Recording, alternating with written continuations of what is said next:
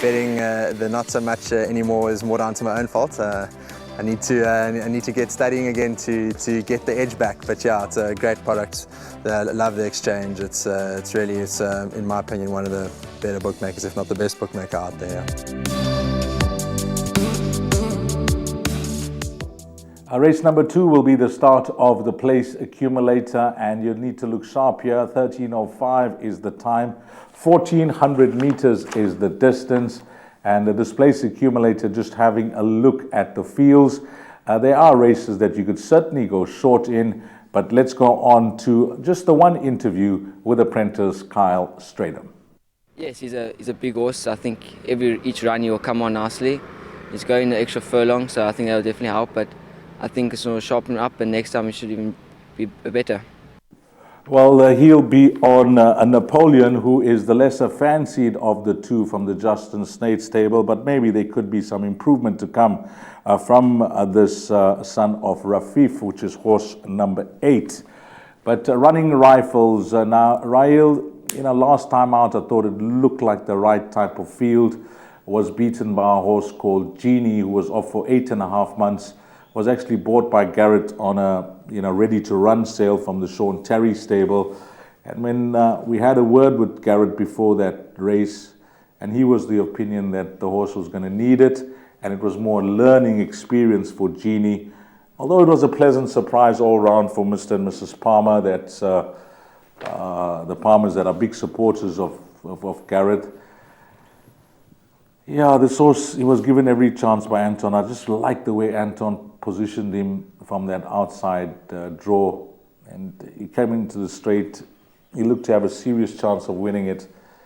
They got pretty close together, Genie and Running Rifles, but he found one better on the day. Could this be his day? Look, this definitely does seem like the perfect race for him to shed his maiden tag, and I'd be disappointed if he doesn't.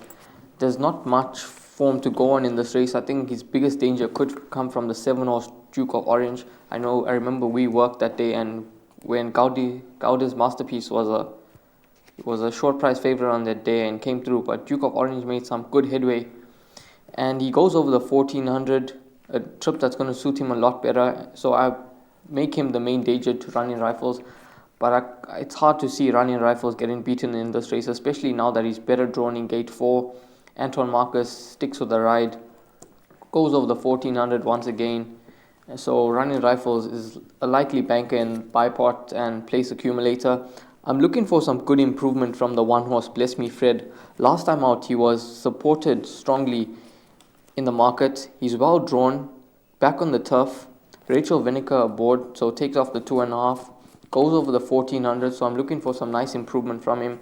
And a horse that you'd want to throw into your trifectas and quartets is a 9-horse Petica for Garrett Van Zyl. Lance Pego rides, is drawn gate 9, but he will be running on at the business end. His form lines are strong. Last time out, when he ran behind Lord Varys, there's been 4 winners and 4 seconds from that form line. So I definitely think that Petica is one that you'd want to include. Some nice outsiders to include in trifectas and quartets. Just to give you some confidence, guys, with Running Rifles. I know that he's been frustrating, he's been costly to follow, and some of you may be saying, not again, not this time, I've had enough. Don't be. All you need to do is just go to that penultimate start behind Let's Twist Again. If you can recall, third in that race was a certain Bugsy Malone. He came through to win the maiden, and next time out, he ran in a conditional novice plate. He was the lowest rated horse in that field, with a rating of 68, and he beat horses like Gallic Chief and Crested Eagle, who are rated 94 and 90 respectively. So he punched way above his weight and purely on that form line.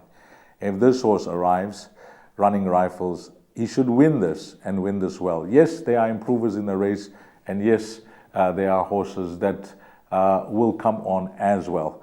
But everything does point to this horse. If he doesn't win today, he is going to battle. We mentioned it last time out as well, but he just found one that was debuting in the province. So we're all in here with Running Rifles, but a few nice outsets from Raheel. Number 1, Bless Me Fred. Number 7, Duke of Orange. And number 9, Petica.